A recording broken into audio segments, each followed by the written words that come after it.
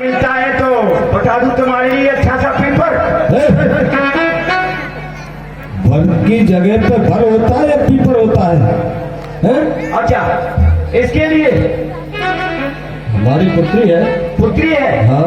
इसका नाम क्या है? इसका नाम है मंदोदरी। तुमने ऐसा क्यों किया? अपनी पुत्री का वजन तोड़ा है, 1 मन और 2 धड़ी वजन है। हम किसी वजन की बात नहीं कर रहे हैं, हम अपनी पुत्री का नाम जो बता रहे हैं। अच्छा। हाँ। तुम्हारा नाम? हमारा नाम है मैं दानव। मैं माने बकरिया, मैदान में चलने वाली। अभी मत करना गड़बड़, झाला के वक्त खेत खड़े हुए हैं। सुनो। हाँ। मैं हमारा नाम है और दानव हमारी जाति है, इसलिए मैं दानव बोला जाता है। तो इसके लिए चाहिए लड़का? लड़का चाहिए, दुल्हन के लिए दूल्हा चाहिए, मोरी के लिए मोरा चाहिए। हाँ। अच्छा, कोई बात नहीं, तुम्हारी लड़की के लिए वर मैं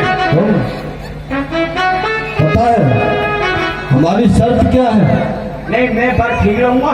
नहीं, वर तो तब ठीक रहोगे ना जब हमारी शर्त स्वीकार करोगे, शर्त सुनोगे। तो चलो, मैं तुम्हारी लड़की के लिए वर बता